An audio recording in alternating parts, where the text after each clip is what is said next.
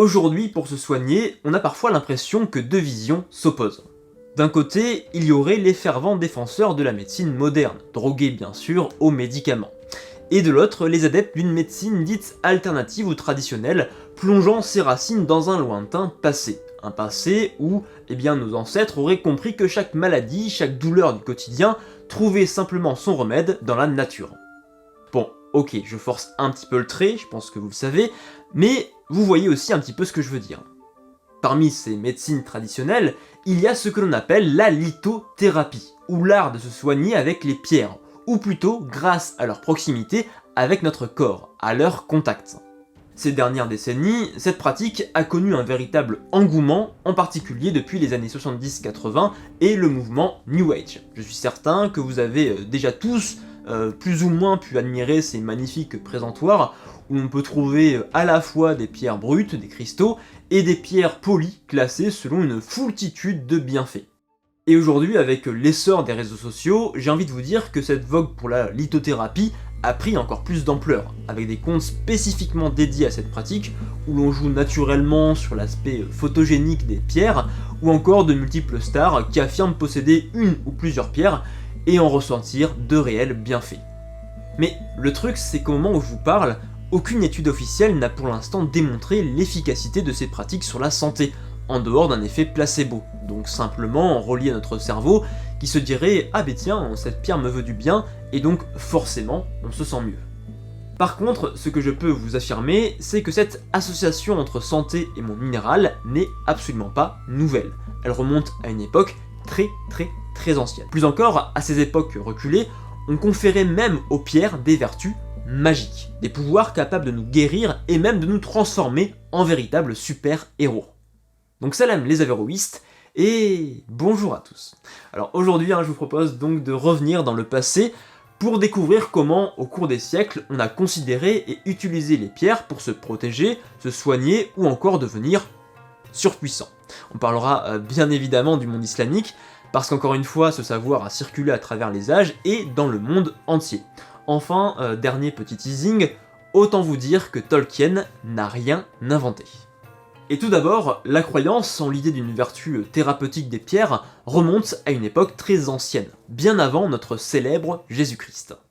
En effet, les premiers indices d'un intérêt pour les minéraux et leurs qualités curatives, voire magiques, sont observables au cours du premier millénaire avant notre ère. Il en existe des témoignages en Chine, où des savants avaient déjà commencé à établir des classifications de pierres selon différentes caractéristiques, comme la couleur ou la dureté. Puis les historiens expliquent qu'on en retrouve la trace en Mésopotamie et en Égypte. En Babylonie, on a ainsi exhumé des tablettes d'argile listant les maladies, leurs symptômes et leurs traitements respectifs. Parmi les éléments jugés guérisseurs, on croise alors nos fameux minéraux, utilisés par exemple pour soigner la fièvre. Mais c'est surtout durant l'Antiquité gréco-romaine, à partir du IIIe siècle avant notre ère, que ce savoir sur les minéraux va quasiment s'ériger au rang de science. Car c'est à cette période que les érudits ont rédigé les premiers ouvrages destinés à recenser l'intégralité des pierres connues. C'est ce que l'on appelle des lapidaires, un genre qui, comme vous le verrez, va se poursuivre jusqu'à l'époque moderne, voire même jusqu'à nos jours. Le tout premier texte recensé est le traité des pierres de Théophraste, peut être composé vers les années 310 avant notre ère. Mais c'est surtout l'œuvre d'un Romain célèbre, Pline l'Ancien, que l'on retiendra, avec son œuvre monumentale dédiée à l'histoire naturelle. Composée de 37 volumes, l'ultime, le 37e, est justement consacré aux minéraux. Ces lapidaires poursuivaient des objectifs scientifiques en classant les pierres selon leur dureté, leur poids ou encore leur supposée origine géographique. Mais à côté de ça, on renseignait aussi leurs différentes vertus, notamment médicales et magiques. Car oui, durant des siècles, on va attribuer aux pierres des vertus curatives, voire magiques, exceptionnelles. Et bien sûr, je vais vous offrir quelques petits exemples croustillants. Commençons par le diamant. Il est censé à la fois protéger des cauchemars, des fantômes, du poison, mais aussi des jalousies et des tensions. Le diamant, c'est quand même efficace pour pas mal de problèmes. Et puis, on a par exemple le ligure. Alors, qu'est-ce que le ligure ? Eh bien, le ligure serait tout simplement de l'urine de lynx fossilisée, ce qui fait qu'on pensait que cette pierre soignait les maux de ventre et les problèmes urinaires. Parce que durant le Moyen-Âge, et sans doute durant l'Antiquité, on réfléchissait par analogie, c'est-à-dire que c'est à partir de l'origine de la pierre, sa localisation, sa couleur et d'autres éléments, que l'on définissait ses vertus. Dans cette même idée, il y avait aussi la dracontite, une gemme qui se trouvait dans la tête du dragon et dont vous pouvez croiser différentes représentations au sein de manuscrits médiévaux, comme ici dans la vraie histoire du bon roi Alexandre datant du XVe siècle. Le dragon étant alors associé au mal et au serpent, par analogie, cette pierre était donc censée être un contrepoison extrêmement efficace. Et puis, sachez qu'on avait plein de pierres comme ça à aller chercher dans le corps des animaux, à l'image d'un docteur Maboul du Moyen-Âge. On peut citer par exemple l'alectoire dans le ventre du chapon, la chélidoine dans celui de l'hirondelle, l'héliotrope dans la tête de l'âne, ou encore la pierre crapaudine, qui, comme son nom l'indique, se trouve dans la tête du crapaud. Mais franchement, la pierre qui m'a le plus marqué, c'est quand même la magnétite. Elle permet déjà de rendre sa femme extrêmement fidèle, à tel point que celle-ci, selon les textes, ne pourra pas s'empêcher d'embrasser son mari, et ce, même en dormant. Au contraire, la pierre peut aussi agir comme un détecteur d'adultère. Si on pose la magnétite sur notre épouse, et que soudain notre femme tombe du lit, alors on apprend qu'on est un mari cocu. Et ça fait toujours très plaisir. Et puis, si je m'adresse en ce moment même à des voleurs, là aussi, n'hésitez pas à utiliser la magnétite, puisqu'apparemment, si vous la réduisez en poudre et que vous la dispersez dans toute la maison, tous les habitants auront peur et prendront la fuite. Comme ça, vous pourrez tranquillement faire vos petites affaires. Et puis, au pire, si il advenait que vous soyez arrêté et emprisonné, vous n'avez qu'à sortir votre botte secrète, votre arme absolue, le saphir, qui semble-t-il permet de s'évader de prison et de conserver à tout jamais sa liberté. Alors, à côté de ça, autant vous dire que la lithothérapie moderne, c'est clairement de la gnognotte. Oui, il fallait que je place ce mot. Ainsi, dès l'Antiquité gréco-romaine, on croit que les pierres possèdent des vertus médicinales, apotropaïques, c'est-à-dire qu'elles protègent du mal, mais on leur attribue aussi des propriétés magiques. Pour profiter de leurs bienfaits, on peut soit les ingérer comme un médicament lambda, en les broyant, ou bien on peut les utiliser pour fabriquer des pendentifs, des amulettes ou encore des anneaux. Dans ce cadre, dès l'Antiquité, on va faire usage de ce que l'on appelle la glyptique, ou l'art de graver les pierres pour leur conférer des pouvoirs curatifs ou magiques. Par exemple, un talisman où on va représenter un serpent est censé protéger son porteur des morsures et du poison. Sur d'autres pierres, on va graver des organes humains ou écrire leur nom pour justement guérir la partie de notre corps que l'on veut soigner. Mais on pense aussi que certaines pierres possèdent de puissants pouvoirs magiques. Il suffit alors de les monter sur un anneau pour être en capacité de les porter n'importe où et donc de profiter de leurs facultés à chaque instant. Si l'on connaît ces croyances, c'est parce qu'on en a le témoignage dans les œuvres littéraires antiques. C'est le cas entre autres du Navigium de Lucien, un auteur gréco-romain du IIe siècle de notre ère. Dans cet ouvrage, 4 amis discutent de leur vision de la vie idéale et des éléments qu'ils aimeraient détenir. La majorité s'accorde pour dire qu'il leur faudrait à la fois du pouvoir, mais aussi énormément de richesses. Jusque-là, vous allez me dire, rien de nouveau. Mais l'un d'entre eux, Timolaos, se moque de leurs ambitions, qu'il juge à la fois trop vagues et surtout trop risquées. Car le pouvoir comme la richesse sont parfois bien éphémères. Non, lui il souhaiterait rencontrer une divinité, Hermès, afin de recevoir grâce à lui de multiples anneaux magiques. Alors, bien sûr, chacun a son pouvoir, et certains sont quand même assez marrants, voire surprenants. Bon, il y a le classique être plus fort et quasi invincible, mais il y a aussi des choses assez drôles, comme le fait que les portes s'ouvrent d'elles-mêmes quand il arrive, ou encore que tout le monde, hommes et femmes, tombe follement amoureux de lui. Et il précise bien que ce dernier anneau sera pour lui le plus important. À côté de cet aspect littéraire, une nouvelle science connaît un essor, établissant un lien entre la minéralogie et l'astrologie. On part de l'idée que chaque pierre est directement reliée à un astre. Ainsi, il serait possible d'accentuer les pouvoirs des anneaux et des talismans en travaillant les minéraux lors des moments où la planète qui leur est associée se situe dans une bonne phase. Et cette science, ce n'est pas tant les savants grecs qui l'ont développée. Alors oui, ils en sont les précurseurs, mais pour assister à son évolution, il faut traverser quelques siècles, franchir les mers et se diriger vers le monde islamique médiéval. On est alors au 9e siècle et le califat abbasside, avec sa capitale, Bagdad, est le centre politique et culturel de l'ensemble du monde méditerranéen. C'est ce que l'on appelle l'âge d'or de l'islam, dont on a déjà parlé dans une autre vidéo.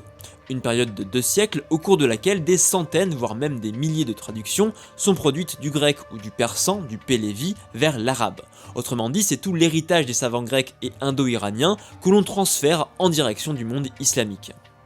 Au milieu de ces traductions, dont les genres et les disciplines touchent quasiment tous les sujets possibles et imaginables, il y a eu un réel intérêt pour ce que l'on appelle les sciences de la nature. Au sein de celles-ci, on compte la médecine, l'astrologie, mais aussi la minéralogie et la science des talismans. En se basant sur ces traités, certains auteurs arabo-musulmans vont développer leurs propres études en s'intéressant à la fois à la minéralogie pure et dure, autrement dit à la minéralogie scientifique ou naturelle, et d'autres vont écrire des ouvrages dédiés aux vertus curatives et magiques des pierres en relation avec l'astrologie. Alors pour ce qui est de la minéralogie naturelle, on peut citer les travaux d'Ibn Massawayh, d'Ibn Sina, ou Avicenne pour les Européens, auteur d'un Kitab Shifa, ou livre de la guérison, au début du XIe siècle, où il accorde un intérêt particulier à la formation des minéraux. Puis enfin, on peut citer Al-Biruni, étudiant une diversité de domaines, dont notamment la minéralogie. Et pour info, son travail sur le calcul de la densité des pierres est si précis qu'il ne sera pas égalé en Europe avant le XVIIIe siècle. Mais ce qui nous intéresse surtout, ce sont les ouvrages consacrés à l'utilisation des pierres pour soigner un malade, le tout en association avec l'astrologie. Et dans ce domaine, un traité émerge, celui de Maslama al-Qurtubi, un auteur du Xe siècle. Dans son Rayat al-Hakim, le but du sage, des chapitres entiers sont consacrés aux propriétés des pierres et surtout à leur utilisation comme talisman, dont la fabrication doit s'effectuer en accord avec les astres. Ici, on retrouve pleinement les bases de la science antique. Le but, encore une fois, c'est de choisir la pierre et créer le talisman en fonction de la position des astres. L'objectif étant, je cite, de faire descendre l'essence spirituelle d'une planète afin d'obtenir son influence. Ainsi, par exemple, chez Al-Qurtubi, le diamant est relié à Saturne, l'or à Jupiter, l'onyx à Mars, le grenat au Soleil, le lapis-lazuli à Vénus ou encore l'émeraude à Mercure. La méthode de fabrication la plus répandue consiste à fixer la pierre sur le chaton d'une bague, puis de la graver à l'aide de symboles ou de figures particulières. Selon les sources arabes, il s'agirait d'une pratique développée par les Sabéens d'Aran avant l'arrivée de l'islam au 7e siècle. Et pour information, plus tard au 13e siècle, on islamisera ces pratiques en gravant des lettres, des noms divins et des nombres. Pour vous donner un petit exemple, on peut citer Al-Qurtubi qui nous conseille de faire la chose suivante pour gagner en influence. Tu graveras sur un chaton en émeraude la figure d'un lion. Écris au-dessous la lettre Alif et au-dessus la lettre Del, à son heure et à son ascendant. Celui qui portera ce chaton sera aimé, son ordre sera craint par l'ensemble des hommes et il sera préservé des fléaux des rois. Bien sûr, cette pratique a attiré de nombreuses critiques de la part des théologiens musulmans, qui condamnaient ces actes pour associationnisme, c'est-à-dire que l'on ajoutait à Dieu d'autres dieux, car finalement, toute guérison doit provenir de Dieu. Et avec ces talismans, les hommes prêtaient à des objets des pouvoirs que seul Dieu pouvait détenir. Parmi les théologiens les plus connus qui s'y opposèrent, on compte par exemple Ibn al-Jawzi ou encore Ibn Taymiyyah.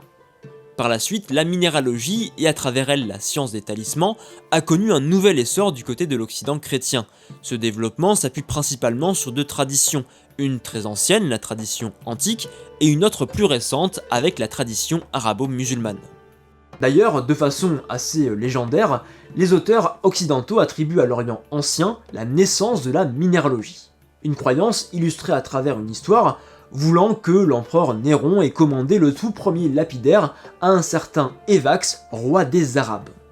Alors bien sûr, même s'il s'agit d'une légende, mettant en scène un Orient fantasmé, dans la réalité ce lien entre Orient et Occident est bel et bien réel. Ainsi, une partie des œuvres latines se révèle être des traductions d'ouvrages arabo-musulmans ou s'en inspirant très fortement. Parmi les œuvres les plus célèbres du Moyen-Âge, on a par exemple le Picatrix, qui a été littéralement un best-seller et qui encore aujourd'hui est très populaire. Il s'agit d'un traité de magie, rédigé en latin au XIIIe siècle à la cour d'Alphonse X. Mais pour être plus précis, il s'agit surtout d'une traduction, et pas n'importe laquelle, celle de notre fameux traité de Maslama al-Qurtubi, Rayat al-Hakim, datant du Xe siècle. Ensuite, d'autres érudits occidentaux vont s'appuyer sur cette tradition orientale pour rédiger leurs propres ouvrages. C'est le cas par exemple d'Albert le Grand au XIIIe siècle et son De Mineralibus, considéré comme le meilleur livre sur le sujet de tout l'Occident médiéval.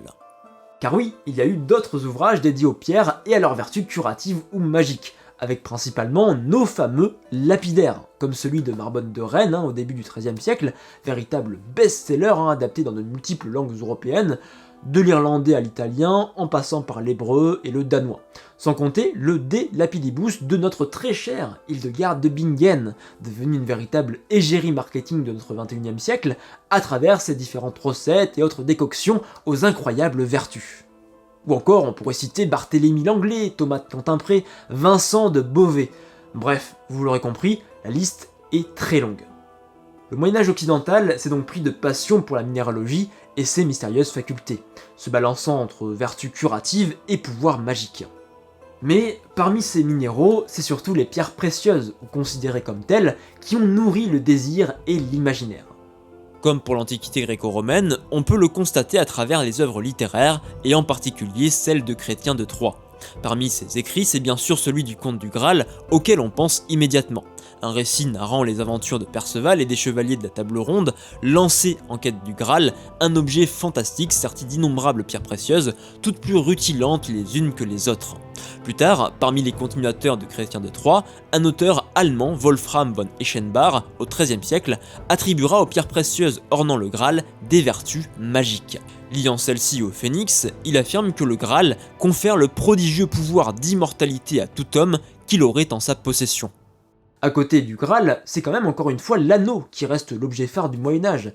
Il est bien évidemment associé à la cérémonie du mariage, et plus largement à l'amour, comme dans le roman d'Énéas, où sa forme en cercle, sans début ni fin, symbolise l'éternité des sentiments du cœur. C'est beau, franchement ça me touche. Mais bien souvent, il s'agit aussi d'un anneau procurant à son porteur des pouvoirs magiques. C'est le cas par exemple dans le lait de Mélion, où le héros possède un bijou orné de 2 gemmes, l'une blanche et l'autre rouge.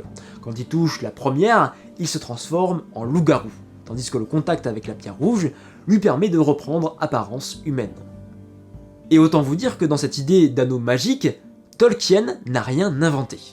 En effet, je pense sans tromper qu'on a tous en tête l'anneau du Seigneur des Anneaux, plus connu sous le nom de l'unique ou du fameux « Mon précieux » de Gollum dans Bilbo le Hobbit. Cet anneau permet à son porteur de devenir invisible à tout moment. Seulement, on retrouve cette idée bien avant le XXe siècle et l'œuvre de Tolkien, car 800 ans plus tôt, Chrétien de Troyes, en quelque sorte le Tolkien médiéval, insère l'histoire d'un anneau d'invisibilité dans son roman Yvain, le chevalier au lion, où une servante, Lunette, l'offre au héros principal et éponyme Yvain. Mais j'ai en plus envie de vous dire que même Chrétien de Troyes a eu son prédécesseur en la matière, en la personne notamment de Platon. Platon qui, dans la République, nous raconte comment un berger du nom de Gyges a découvert un anneau d'invisibilité au fond d'une brèche ouverte par un séisme. Et les auteurs du Moyen-Âge ont tendance à associer la naissance de l'anneau et de la bague à l'Antiquité gréco-romaine. Car si l'on prend le lapidaire de Marbode, il affirme que c'est Prométhée qui, le premier, eut l'idée de porter un anneau et d'y incruster une pierre. Comme du côté de l'Orient musulman, on pense que la création d'un talisman doit se réaliser en accord avec l'astrologie. En gros, on retrouve l'idée que chaque pierre est associée à un astre et que respecter un cycle particulier permettrait au minéral d'exprimer toute sa puissance. Mais plus encore, certains auteurs pensaient au Moyen-Âge que les gemmes étaient vivantes, qu'elles étaient quasiment des êtres à part entière. Elles sont sexuées, seraient capables parfois de se reproduire, mais surtout ce qui nous intéresse, elles sont capables de ressentir l'énergie et les émotions de la personne qui les porte. Et ça c'est très important, parce que le pouvoir de la pierre peut radicalement se modifier en fonction du caractère et même de la moralité de chaque individu. Prenons l'exemple du saphir. Alors, selon Marbode, si la personne qui la porte est honnête, alors elle sera protégée à vie de la pauvreté. Mais par contre, si on est menteur ou malhonnête, la pierre n'aura strictement aucun effet. À l'image aussi de l'émeraude, qui doit être uniquement portée par les personnes qui n'ont pas de rapport sexuel, donc des personnes qui sont chastes. Parce que si l'on écoute Jean de Mandeville, si l'homme et la femme s'ébattent joyeusement, la pierre le ressentirait et se briserait purement et simplement. Plus généralement, les lapidaires s'attachent à décrire les différents modes d'utilisation des pierres dans un cadre curatif ou protecteur. On peut donc les porter sur soi en tant qu'anneau, talisman ou amulette, les lapidaires décrivant même de quel côté les placer, le plus souvent bien sûr à droite, parce que oui, vous savez, la gauche c'est le diable, etc. Et je précise bien sûr que je suis gaucher. Soit on peut aussi les broyer pour les boire comme un médicament lambda, ou simplement se contenter de les regarder. À partir de la fin du Moyen-Âge, ces lapidaires ont connu un déclin. Avec l'essor de l'humanisme et d'une tradition de plus en plus confrontée à l'observation, ces traités de minéralogie médiévale, mélange de science, d'astronomie et de magie, ont peu à peu été délaissés. Et pourtant, c'est au XIXe siècle que le genre du lapidaire médiéval connaît un nouvel essor grâce au travail d'auteurs et d'érudits, à l'image de Paul Claudel, qui se placent dans la lignée de leurs prédécesseurs médiévaux. Plus récemment, en 1970, l'ouvrage de Roger Caillois, L'écriture des pierres, nous transmet cette même passion profonde pour l'observation et la contemplation du minéral. Je rappellerai enfin que même si j'ai opposé en introduction médecine moderne et médecine alternative, il faut bien comprendre que l'on utilise encore les minéraux. Ainsi, parmi les 5500 espèces minérales connues aujourd'hui, environ une trentaine sont utilisées par l'industrie pharmaceutique et cosmétique. Ajoutés aux médicaments, les minéraux permettent de les protéger de l'humidité, de libérer le principe actif et d'améliorer à la fois leur goût et leur couleur. Donc voilà, cette vidéo est terminée, j'espère en tout cas qu'elle vous aura plu, tout simplement. N'hésitez pas, comme toujours, à vous abonner, à liker la vidéo, surtout à activer la petite cloche des notifications, parce que c'est vrai que si vous ne l'avez pas activé, vous ne recevrez pas les alertes quand je poste des vidéos, et ça c'est quand même dommage. Donc je vous remercie encore une fois d'avoir visionné cette vidéo. N'hésitez pas à poster vos commentaires dans l'espace qui est dédié en bas de la vidéo, tout simplement. Vous connaissez maintenant les choses, je pense que voilà. Aussi, ce qui est très important pour ceux qui seraient nouveaux et ceux qui ne connaîtraient pas la chose, si vous voulez en apprendre plus sur l'histoire de l'islam, vous pouvez vous inscrire au groupe privé de la chaîne. Groupe privé, c'est simple, il suffit que vous cliquez sur le premier lien dans la description, vous inscrivez alors votre adresse mail, et alors c'est un groupe privé qui rassemble plein d'adresses mail de personnes qui sont intéressées comme vous par l'histoire de l'islam, et non pas toujours, mais en tout cas parfois le mercredi, parfois le samedi, vous recevrez de ma part un mail qui parle bien entendu d'histoire de l'islam, de comment les historiens travaillent, bref, vous apprendrez plein de choses, et je vous ai garanti que c'est quelque chose de très intéressant. On parle bien sûr aussi de religion musulmane, parce qu'on peut pas parler d'histoire de l'islam sans parler de religion, et aussi d'actualité. Donc voilà, si ça vous intéresse, cliquez sur le premier lien et inscrivez-vous.